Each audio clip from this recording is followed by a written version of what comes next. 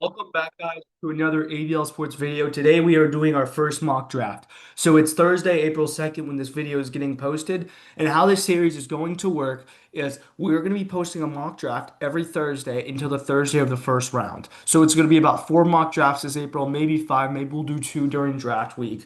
But yeah, so I don't like to do mock drafts till after free agency because there's a lot that could change. In free agency, it did change a lot. For example, the Saints, I was convinced they were Jeremiah Love. Now they got signed Travis Etienne, so they're not going to pick him. So we're going to go straight into this draft. And so this will include trades, and don't focus on what's being traded in terms of like a first round pick from next year. Just focused on this draft. And yeah, we're going to get right into it. So the first pick, the Raiders, this is like the most obvious thing ever. Even though they just signed Kirk Cousins, they're going to let this guy sit. But Fernando Mendoza, Raiders love him, tanked for him. Really, I just think it's the most obvious pick. No need to spend too much time on that. Second, we got the Jets at the second overall pick. And I think David Bailey is probably the best available player, but I think the Jets are looking for 2027. Who's going to make an impact in 2027? And that's going to be Arvell Reese, who can play pretty much every position on the defense. Next, we got the Cardinals at number three. So they want to trade back. It is the most obvious thing ever. The Cardinals are looking to trade back. And if they don't trade back, they'll probably select David Bailey or Francis Malinoa. And the Cardinals, a couple years ago in the 2023 draft, they traded back from number three. And I think they're going to do it again. And I think they're going to do it with a division rival. And that division rival is the Los Angeles Rams. So I think they trade back with the Rams. And the Rams move all the way up to three. And here's my thinking 2024, the Rams really wanted Brock Bowers. Look what happened. They couldn't trade up for him. A deal didn't work out. Brock Bowers, best tight end in the league now. Last year, they had interest in Jackson Dart. Look what happened. Jackson Dart, franchise quarterback now, and they could have had their post Stafford solution solved. So now I think the Rams continue their all-in year, and their really only position of need now is either tackle or running back, or maybe another receiver. But Jeremiah Love can be a receiving back, so I'm gonna put Jeremiah Love with the Rams, which is just a scary thought. Next, we got the Titans at number four, and I think they fully intended to select Jeremiah Love here, but in this draft they can't because Jeremiah Love's off the board. So I think they just don't panic. They go best player available, David Bailey, probably the safest prospect, but outside of Jeremiah Love in this whole draft. Next, the Giants at number five. So everyone's thinking receiver here. No, I think it comes down to two players. I think it comes down to Sonny Styles and Caleb Downs. Two just John Harbaugh guys, two guys just fit into the John Harbaugh scheme immaculately. And I think with the Giants signing Tremaine Edmonds in free agency, I think they get, in my opinion, the best player of the draft, Caleb Downs, and to slide in at that fifth pick. Next, we got the Browns at number six. It's either going to be a tackle or a wide receiver. And I think they go with Cardinal Tate just basically because I think he's probably um I think Francis Malinois is rated higher than him in my personal rankings, but I think tackles more deeper in the first round than what you would call it, a receiver. So I just think they just make the logical pick, get a receiver, but also nothing about the Browns is logical. So I don't know. Next, we got the Commanders at seven. I think one of those another team that comes down to a couple players. However, their secondary is depleted right now. They need some secondary, so they're going to get Mansour Delane, the corner from LSU, the best corner in this draft. Next, we got the Saints at number eight. And this is why I do the mock drafts after free agency. Because here's the deal.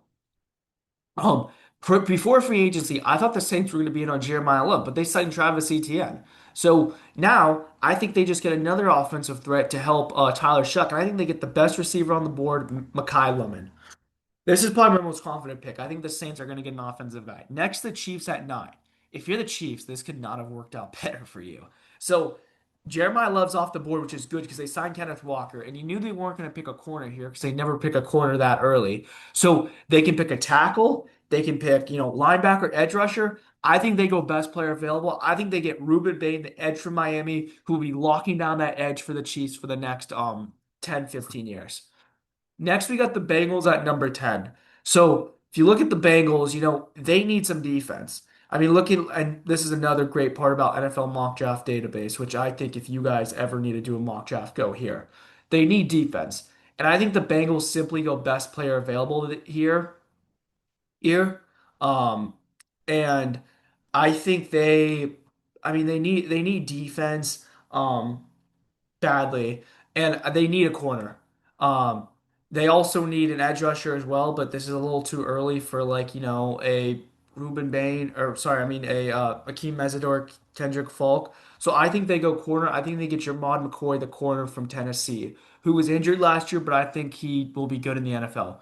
Next, we got the Dolphins at number 11. So, like I said, they're in rebuild mode. They just need everything. They're going to go best, kind of what they think the best player available is here. And in my opinion, they're just going to get a guy that helps Malik Willis. So I think, and they need some kind of offensive pass catcher. So I think the Dolphins they go Jordan Tyson here, receiver from ASU, who's my lowest ranked receiver out of the big three. Next, we got the Cowboys at 12. Very easy pick for them. They need defense. They go Sonny Styles. Don't overthink it. They get them. Next, we got the Cardinals up, and this is where my second trade of the draft takes place.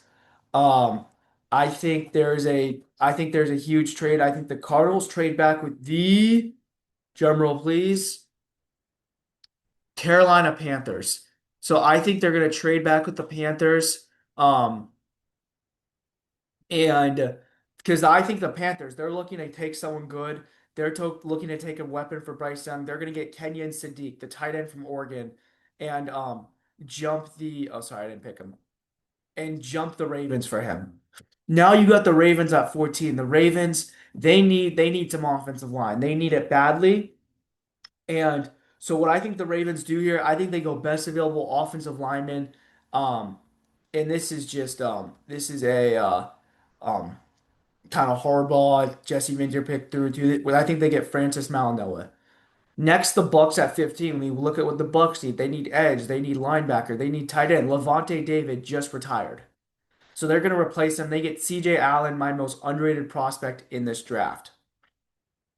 Next, we got the Jets at 16. The Jets, another team that just needs everything. I think they go best available player here. Um, I think they probably go cornerback. Actually, no, I think they go receiver. I think they're going to get Omar Cooper, the receiver from Indiana. Next, the Lions at 17. I think they go best available tackle or offensive lineman here. I think they get their Taylor Decker replacement. They get Spencer Fano. Next, we got the Vikings. Another simple pick. They get the Harrison Smith replacement, Dylan Donovan.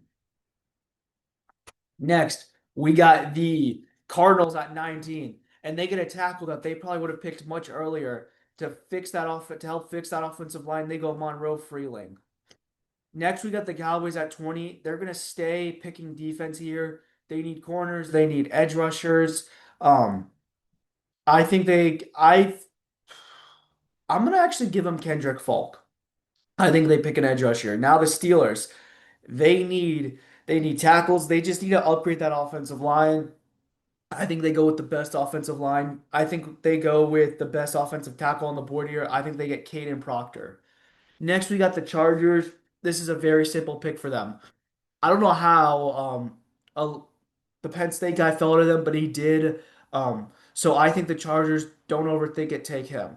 The Eagles, they need an edge rusher.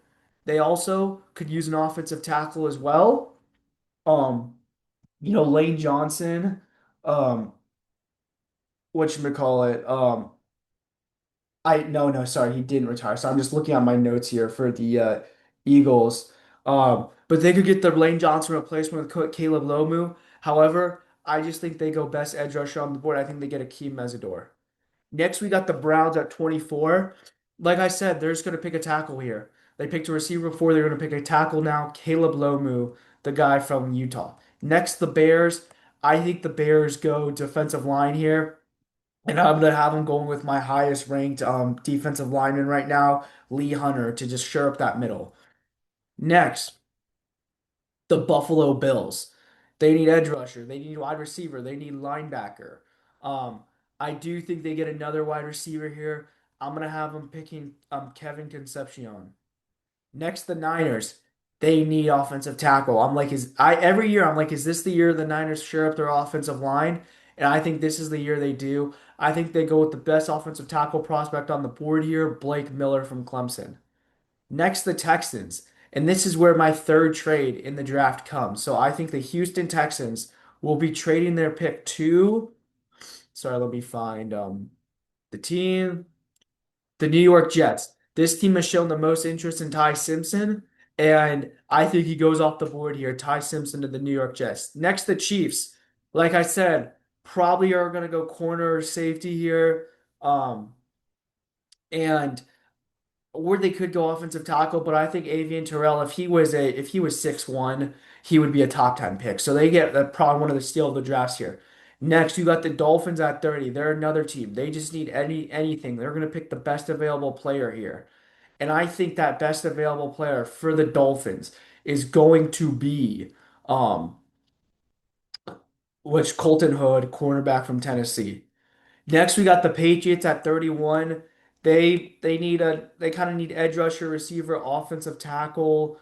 Um, however, I think they just go best play available player here. I think they're going to get Emmanuel McKeel Warren, who is going to be a bargain here.